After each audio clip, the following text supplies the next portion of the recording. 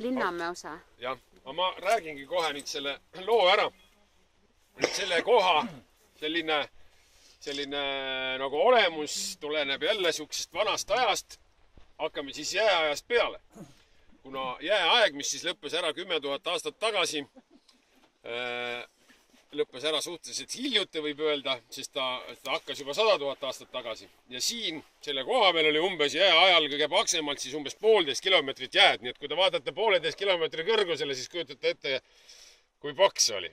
Ma ei tea, kuidas seda küll vaadata.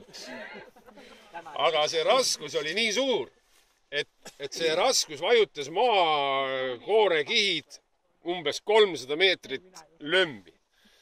Ja nüüd, kui ta siis 10 000 aastat tagasi ära sulas see jää sealt pealt, siis vabanedes raskusest ägisedes maa nüüd tõuseb oma kohale tagasi, kuigi ta nüüd päris sama kõrgele ei jõua. Praegu kui te tunnetate nüüd, siis me siin tõuseme praegu umbes 2,5 millimeetrit aastas taeva poole. Lõuna-Eestis on juba see tõus pidurdunud, Soomes ja Rootsis veel rohkem. Aga tänu sellele, kui maa tõuseb, siis meri taganeb ja sellest tulenevad siis ka paljud ranniku ajaloolised sellised omapärad. Siin on nüüd selline pilt tehtud. Me oleme praegu siin ja vaatame nüüd selle mäe poole. See on see mägi. See oli siis kivi ajal, oli siin Jägala jõe suudmes selline kõrgem saar. Siis kivi ajal oli siin juba siukene kammkeraamiline asustus ja siin on üks siuke suur pott, mis on siit, mille killud on leitud ja see on siis kogu kammkeraamiku kultuuri kõige paremini säilinud ese üldse. See asub praegu Ajaloo Instituudi muuseumis. Ja siis hiljem, juba rauaajal, ehitati siia linnus. Siin on näha siis, et oli merega ilusti ühendusest, oli nagu siuke meresopi kõrval.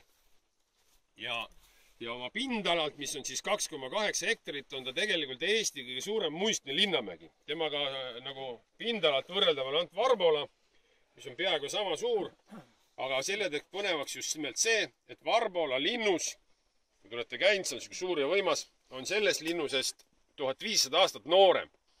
Ehk siis see ehitati siia juba paar sajandit enne Kristust ja nii suurena on ta kogu Põhja-Euroopa kõige suurem, sellest ajast on ta kõige suurem linnus, ehk siis enne Kristust teisi linnuseid Saksamaalt põhja poole üldse ei teatagi. Ja põhjus, miks ta siis nii vägev ja suur oli loomulikult see, et oli sadama koha kaitseks tehtud. Siia sai laevadega ilusti juurde. Nii et kui me räägime Tallinna sadama ja tema eelkäijatest, siis ongi otseselt see näiteks, kui räägitakse, et Tallinna eellane on Iru, siis Iru juurde ei ole linnuse ajal kunagi laevadega saanud, vaid laevad said sealt umbes 2 kilomeetri kaugusele, umbes lükati silla juurde ainult. Ja see oli siis selline suur ja vägev linnus, kordades suurem muidugi kui Iru.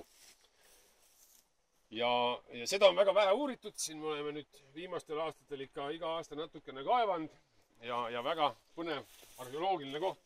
Nüüd siis hiljem.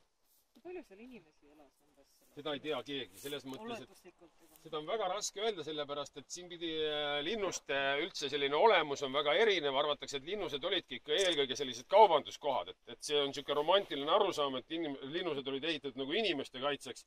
Tegelikult kaitsti ikkagi vara ja inimesed siis lasti sinna sisse selleks, et aitaks seda vara kaitsta. Nii et põhiliselt on ikka alati kaubateede ääres ja siin on see omapära ongi selles, et kuna siin mere ääres tulid vaenlased ju põhiliselt laevadega, siis selle linnuse olemus seisnebki selles, et see ei saanud olla kohalike ümberkaudsete elanike nagu varjupaik, sellepärast, et elanikud jooksid just vastupidi nagu kaugemale siit mere äärest metsadesse. See tähendas, et siin pidi olema mingi väga suur ja tugev selline koloonia, kes nii suurt linnust üldse said nagu kogu aeg nagu mehitada. Nii et see on täitsa siuke müstiline linnus.